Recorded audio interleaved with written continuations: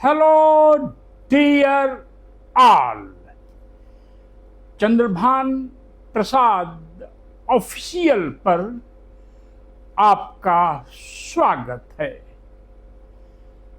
आजकल दलितों के अच्छे दिन नहीं चल रहे हैं, क्योंकि यह अमृत काल का दौर है।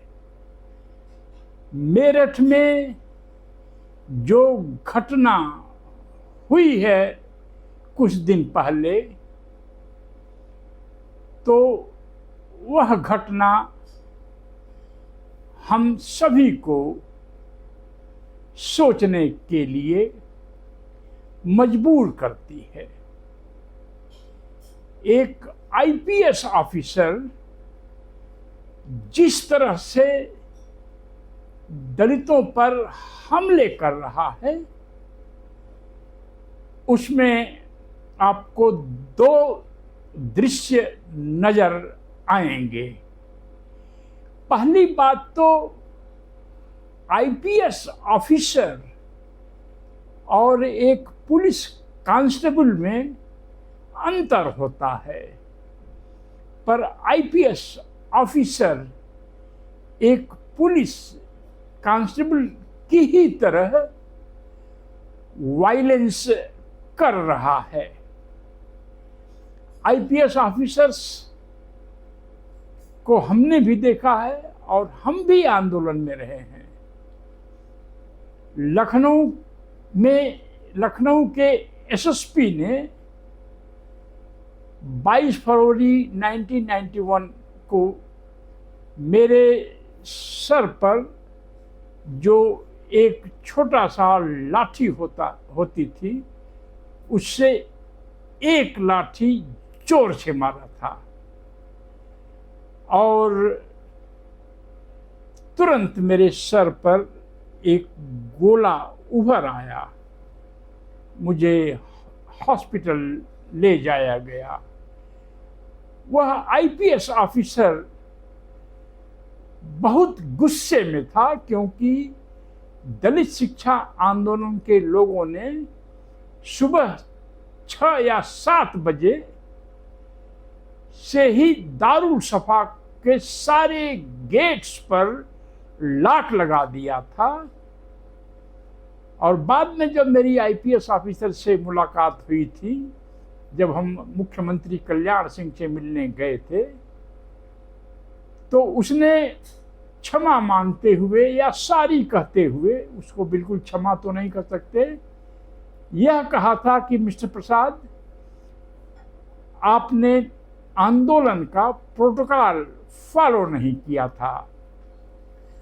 आपने कहा था कि हम लोग विधानसभा घेरेंगे, विधानसभा नहीं चलने देंगे, हम लोग मुख्यमंत्री का ऑफिस घेर लेंगे। ये सभी आंदोलन के लोग ऐसे ही कहते हैं। उन्हें भी अपने समर्थकों को बताना पड़ता है, दिखाना पड़ता है कि वो कुछ संघर्ष कर रहे हैं। और हम लोग भी पुलिस फोर्स लगा देते हैं, थोड़ा बहुत हल्का फुल्का लाठी चार्ज भी होता है। पर आपने कहा था हम विधानसभा घेरेंगे और मुख्यमंत्री का कार्यालय घेरेंगे, पर आपने विधान सभा में जो एमएलएज रहते हैं, दारुल सफा एमएलएज कॉलोनी को आपने बंद कर दिया। सुबह 7 बजे आपके पास हजारों स्टूडेंट्स थे। आपने टेलीविजन सेंटर पर हमला करवाया, आपने रेडियो स्टेशन पर हमला कराया, आपने मुख्यमंत्री आवास पर अपने साथियों को भेज दिया, वहां हमला कराया। आप हजरतगंज में गांधी की स्टैचू के पास आप के लोगों ने उपद्रव मचाया और हमें मुख्यमंत्री से बहुत डांट पड़ी कि दारुल सफा कैसे बंद हो सकता है सुबह से लेकर के दोपहर 2 बजे या 3 बजे तक। यह आपकी गलती थी, इसलिए मुझे गुस्सा आ गया था। अन्यथा मेरे सगे बड़े भाई पुलिस ऑफिसर रहे हैं। आईपीएस ऑफिसर इस तरह से सड़क छाप कहना ठीक नहीं है, गुंडों की तरह, क्रिमिनल्स की तरह लोगों पर हमले नहीं करता है। अगर पुलिस को पीटना ही है तो उसका एक प्रोसीजर होता है और लाठी चार्ज होता है। यह आपको समझने की जरूरत है कि लाठी से आंदोलनकारियों को मारने और अपने हाथ से आंदोलनकारियों को मारने में बहुत बड़ा अंतर है। संविधान इस बात की व्यवस्था करता है कि यदि लॉ एंड ऑर्डर को चैलेंज आ जाए तो पुलिस लाठी चार्ज कर सकती है। इसके लिए एक मजिस्ट्रेट होता है, वहाँ पर एसडीएम होता है, पीसीएस ऑफिसर होता है या आईएएस, जिसको हम मजिस्ट्रेट कहते हैं, डिस्ट्रिक्ट मजिस्ट्रेट जैसे कि। तो मेरठ की घटना में आईपीएस ऑफिसर खुद ही अपने हाथों से लोगों पर हमले कर रहा है और इस तरह से वह क्रोध में है जैसे हजारों हजार साल से किसी कोई बदला लेना चाहता है। लगता है कि पर्सनली दलितों ने कुछ उसका बिगाड़ा है, या उसके गांव में या उसकी कॉलोनी में कभी किसी दलित ने उसे परेशान किया है, तो वह अपनी पर्सनल एंगर और फ्रस्ट्रेशन दलितों के ऊपर निकाल रहा है और इस तरह से सारे नियम कानून तोड़ कर वह दलितों पर हमले कर रहा है। यहाँ तक कि वैन का दरवाजा खुलवा कर उसमें एक वकील पर वह हमले कर रहा है। सामान्य परिस्थितियों में उसे अभी तक जेल में चले जाना चाहिए था, या इंडियन स्टेट की यह ड्यूटी बनती है, रिपब्लिक की यह ड्यूटी बनती है कि इस तरह के आपराधिक प्रवृत्ति के लोगों को जेल में डाला जाए। अब यह घटना कोई अकेली नहीं है। उत्तर प्रदेश से बगल के उत्तराखंड से, मध्य प्रदेश से, बिहार से भी, हरियाणा से भी, जहाँ जहाँ अमृतकाल चल रहा है, दलितों पर हमले इस तरह से हो रहे हैं जैसे कि मात्र फिजिकल इंजरी ही नहीं करना है बल्कि अपमानित भी करना है। आप इस अंतर को जरूर समझने की कोशिश करिए। अपमानित करना और फिजिकल अटैक में थोड़ा फर्क है। यह जरूर है कि फिजिकल अटैक में अपमान भी शामिल होता है, पर जो पुलिस का अटैक होता है आंदोलनकारियों को, वह भीड़ को तितर बितर करने का होता है, भीड़ को अपमानित करने का नहीं होता है। तो अगर इसके तह में जाएं तो आप पाएंगे कि जो अमृतकाल सरकार ने घोषणा कर दी है कि अमृतकाल यह चल रहा है। अगर इतिहास में जाएं, मेमोरी में जाएं, जो पब्लिक परसेप्शन है अमृत और विष का, उसमें अमृत जो है द्विज समाज को बिलोंग करती है, विष जो है राक्षसों को बिलोंग करती है, जो हमारे पूर्वज रहे हैं। तो यह जो अमृत काल चल रहा है, बीजेपी का शासन चल रहा है, जिसके सेंटर में राष्ट्रीय स्वयं संघ आरएसएस है, इसमें अब दलितों को मात्र उत्पीड़ित ही नहीं किया जाएगा बल्कि उनको अपमानित भी किया जाएगा। यह एक नई परंपरा शुरू हो गई है। दलित समाज में इस पर कितना डिबेट है, कितना नहीं, यह कहना शायद इतना आसान नहीं है, क्योंकि हमारे पास कोई इस तरह का डेटा नहीं है। पर वर्तमान समय में जिस तरह से वह पुलिस ऑफिसर दलितों को अपमानित कर रहा है, तो उसी तरह से दलितों के ऊपर बड़ी आफत आई हुई है।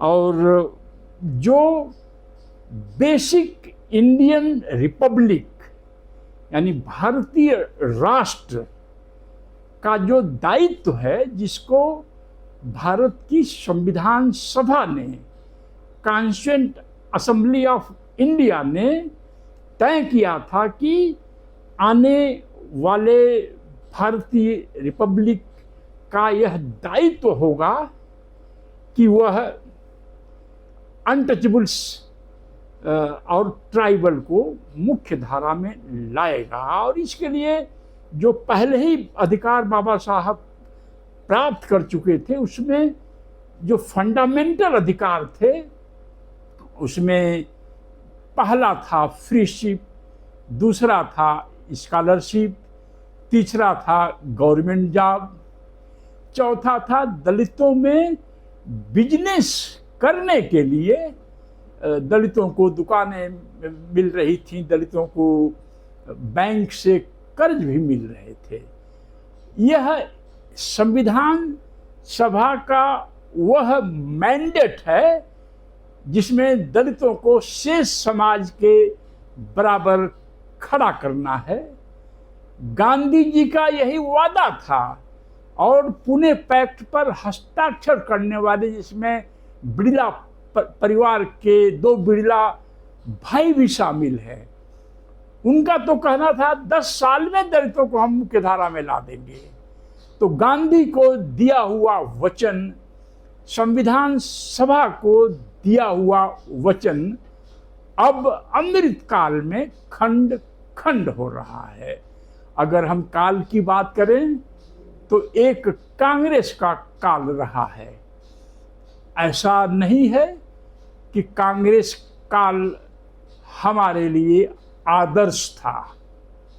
हमें अच्छी तरह से मालूम है, हमारे घर में भी कुछ छोटे मोटे ऑफिसर्स रहे हैं, हमारे रिलेटिव्स के बीच रहे हैं, हमारे गांव के बीच रहे हैं, कि किस तरह से दलित समाज के ऑफिसर्स का, कर्मचारियों का सीआर खराब होता था, किस तरह से इन लोगों को पोस्टिंग देने में इन लोगों के साथ अन्याय होता था, किस तरह से पुलिस इनकी बात को न सुनते हुए जो जमींदार लोग हैं, जो द्विज लोग हैं या अपर कास्ट या श्रवण, उनकी बात मान लेती थी। पर इसको करने के लिए उन्हें कोई न कोई बहाने करने पड़ते थे और लुक छुप करके ये काम करते थे। इसलिए कांग्रेस काल कोई आदर्श नहीं था। लेकिन जो कुछ भी था, जहाँ तक हमें याद है, हमें कक्षा 6 से लेके एमए और एमफिल पीएचडी के समय तक स्कॉलरशिप मिलती थी, फ्रीशिप मिलती थी। गवर्नमेंट जॉब हमने नहीं लिया, पर जो गवर्नमेंट जॉब चाहते थे उनको गवर्नमेंट जॉब भी मिल जाता था। आपने गुंजा देवी की कहानी सुना होगा, जो आजमगढ़ की रहने वाली हैं। गुंजा देवी एक दलित महिला थी, कांग्रेस में एक छोटी मोटी नेता थी। तो कांग्रेसी लोग जो है यह कहते थे कि जो लोग गुंजा देवी के हाथों का परोसा हुआ खाना खाएंगे, अपर कास्ट के लोग, उनको सरकारी नौकरी मिलेगी। ऐसे बहुत सारे आपको उदाहरण मिल जाएंगे। बाबू दीप चंद साहब धरवारा गांव के हैं, उनका कहना है कि लोगों को पकड़ पकड़ कर नौकरी दी जाती थी जो दलित समाज के पढ़े लिखे लोग थे। मैंने जेएनयू में देखा है, जब राजीव गांधी जी ने स्पेशल रिक्रूटमेंट जॉब की स्कीम चलाई थी तो हजारों हजार लोगों को नौकरी मिल गई। कई लोगों को 4-4 नौकरियां मिली। जहाँ तक मुझे याद है बीएसपी सरकार ने भी थोड़ा बहुत स्पेशल रिक्रूटमेंट ड्राइव चलाया था। और कभी भी पैसे की कमी से, जब भारत एक गरीब देश था, भारत के पास बहुत कम कैश थे, भारत के पास कैश की इतनी कमी थी कि अमेरिका से जो गेहूं और बाजरा और मक्का आ रहा था उसका पैसा भारत ने नहीं दे पाया, और इतने खरबों रुपए का अकाउंट, जो अमेरिकन एम्बेसडर का अकाउंट इंडिया में है, खरबों रुपए जमा हो गए कि अमेरिकन एम्बेसडर को अपने राष्ट्रपति को ये कहना पड़ा कि भारत देश इस पैसे को दे नहीं पाएगा, इसको माफ़ कर दिया जाए। उस माफ़ी को, कैश माफ़ी को बोलते हैं ज्ञात इतिहास में सबसे बड़ा कर्ज माफ़ी। तो दलितों की स्कॉलरशिप नहीं रुकती थी, फेलोशिप नहीं रुकती थी, फ्रीशिप नहीं रुकती थी। इस अमृत काल में आप किसी कॉलेज में चले जाइए, सभी दलितों की फीस माफ़ी नहीं हो रही है, सभी दलितों को स्कॉलरशिप और फेलोशिप नहीं मिल रही है। दलितों में बेरोजगारी बहुत ज़्यादा है। कहने वाले कह सकते हैं मिस्टर प्रसाद, बेरोजगारी तो हर जाति में है। तो क्या संविधान सभा ने यह कभी कहा था किसी से कि सारे भारतीयों को नौकरी दे दी जाएगी या एजुकेशन दे दिया जाएगा, या सारे भारतीयों को अमेरिका के बराबर बना दिया जाएगा या इंग्लैंड के बराबर बना दिया जाएगा? केवल दलितों और आदिवासियों के लिए कहा गया कि इनको हजारों साल से इनका शोषण अत्याचार हुआ है, इसलिए मुख्य धारा में लाने के लिए इनके लिए विशेष योजनाएं बनाई जाएगी। और वो विशेष योजनाएं बनी और एक दलित मिडिल क्लास खड़ा हुआ। आज दलित समाज से भी लोग जो है इंग्लैंड और अमेरिका जा रहे हैं।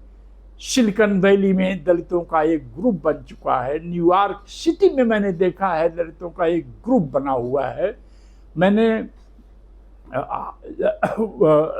अमेरिका के कई शहरों में दलित लोगों के बीच कॉन्फ्रेंस की है मैंने।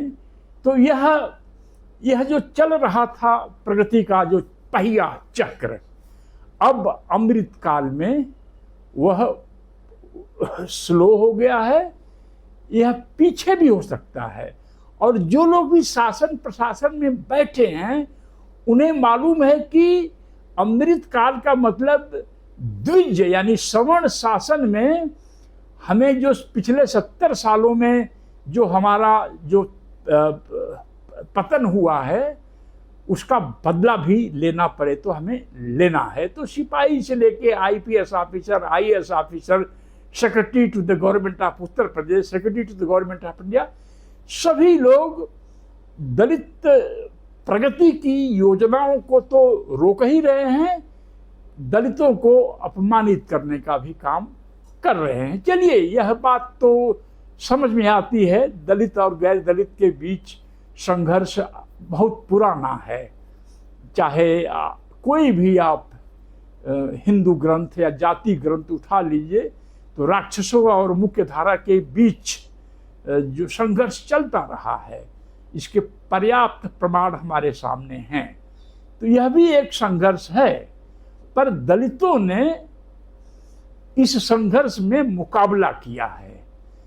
पर आज हम ये देख रहे हैं कि दलित मिडिल क्लास का जो पॉलिटिकल तबका है, यानी पॉलिटिकल दलित है, जिसकी चेतना बहुत अच्छी है, जो समाज को समझता है, बाबा साहब अम्बेडकर को समझता है, दलित संघर्षों को समझता है, उसमें से जो पॉलिटिकल दलित का एक बहुत बड़ा हिस्सा लगता है अमृत काल की पालकी ढो रहा है। मैं एक उदाहरण देना चाहूँगा। पिछले 8 मार्च को जाने माने दलित कवि और गीतकार राहुल नागपाल ने एक वीडियो बनाया था। वीडियो का विषय था, लखनऊ में कुछ पासी समाज के लोग यह कह रहे थे कि हम दलित नहीं हैं या हमें दलितों में नहीं रहना चाहिए। तो नागपाल जी ने कहा कि ये तो मतलब कि आप संघर्ष में भी नहीं रहना चाहते हैं व्यवस्था के खिलाफ और दलित में भी नहीं बने रहना चाहते हैं, तो सब काम चमार और महार ही क्यों करें। तो इस पर प्रतिक्रिया करते हुए एक व्यूअर ने ये लिखा, जो अभी भी राहुल नागपाल के बोल 85 के उस एपिसोड में है, कि मैं तो राहुल को कांग्रेसी समझता था, पर ये तो अच्छे आदमी निकले। तो अमृतकाल के जो मालिक हैं, इन लोगों ने बहुत पहले से तैयारी लगता है कर ली थी और दलितों में एक ऐसा वर्ग तैयार किया जो बीजेपी अगर हमला करे तो भी वो कांग्रेस को अक्यूज करेंगे। यानी अमृतकाल में दलितों का जो पतन होगा तो बजाय बीजेपी को या आरएसएस को कोसने के या गाली देने के या विरोध करने के, वह कांग्रेस को गाली देंगे, कांग्रेस को अक्यूज करेंगे। जैसा मैं पहले कह चुका हूँ, कांग्रेस का शासन दलित दृष्टि से बहुत आदर्श नहीं था, लेकिन हमारे पास जो है कोई और रास्ता नहीं था। जो चॉइसेस थी हमारे बीच में, एक तरफ जनसंघ था, एक तरफ कांग्रेस था, एक तरफ थोड़ा बहुत लेफ्ट थे और एक तरफ लोहियावादी थे जो आजन्म दलितों के खिलाफ रहते हैं। बहुत सारे मेरे सोशलिस्ट मित्र जो है थोड़ा पसंद नहीं करते हैं इस बात को। जितने भी लोहिया के फॉलोअर हैं नॉर्थ इंडिया में, पेरियार के फॉलोअर हैं साउथ इंडिया में, वह दलितों को बहुत ही घृणित निगाह से देखते हैं। तो ऐसा क्या है कि आरएसएस ने या अमृतकाल के मालिकों ने दलितों में एक ऐसा वर्ग तैयार किया कि हमला अगर बीजेपी में हो, सरकार में हो, तो अटैक या आलोचना कांग्रेस की होनी चाहिए। तो ये जो है बात कहते हुए बहुत अच्छा तो नहीं लग रहा है, लेकिन ऐसा कैसे हो सकता है कि हम पर हमले भी हों, हमें अपमानित भी किया जाए, पर फिर भी हमें अटैक उन पर करना है जो फिलहाल अतीत की चीज रह गए हैं। कांग्रेस काल था, उसी कांग्रेस काल में सब कुछ नहीं हुआ, तो उसी कांग्रेस में दलित मिडिल क्लास भी खड़ा हुआ। आज जो कंसेंसस संविधान सभा में बनी थी कि दलित समाज को मुख्य धारा के बराबर लाया जाएगा, वह कंसेंसस ध्वस्त हो गई है और दलितों में ही एक ऐसा तबका पैदा हो चुका है जिसके लिए कांग्रेस शासन का मतलब गाली के बराबर है। अगर दलित समाज, बहुत सारे लोग मुझसे नाराज होंगे, लेकिन आप सबको खुश कर करके सबकी कमियां आप नहीं बता सकते हैं। यह जरूरी है यह कहना कि जो भी आपको मिले, कांग्रेस और बीजेपी बराबर हैं, दोनों अनुपाती हैं, तो समझिए यह बीजेपी का ट्रेन किया हुआ व्यक्ति अमृतकाल की रक्षा के लिए बोल रहा है। और आज आपके पास हम कभी डेटा दे देंगे कि बीजेपी में बहुत भारी संख्या में दलित एमएलए हैं, एमपी हैं। और अगर दलित एमएलए हैं बीजेपी में और एमपी हैं, मिनिस्टर हैं, तो उनके बच्चे क्या करते होंगे? क्या वह बीजेपी की आलोचना कर रहे होंगे या कांग्रेस की आलोचना कर रहे होंगे? ऐसा एक तबका दलित समाज में है। पहचानिए इसको आप कि परेशानी अमृतकाल में है, पर एक्यूजेशन कांग्रेस काल पर क्यों? और जो दलित अधिकारों के प्रति कंसेंसस बनी थी, क्या आज स्पेशल रिक्रूटमेंट ड्राइव नहीं चल सकता है? अमृतकाल में लगता है असंभव है। और जो लोग पहले से ही नौकरी में थे वो अभी अब बाहर किए जा रहे हैं। आपको अगर यह वीडियो अच्छा लगे तो इसको फॉरवर्ड करिए, सपोर्ट करिए, ज्वाइन करिए, डिस्कस करिए, क्योंकि अगर हमारा गुस्सा कांग्रेस के बजाय अमृतकाल पर कंसंट्रेट नहीं हुआ तो आने वाले दिन दलितों के लिए और भी खराब होने वाले हैं। जय भीम, जय भारत।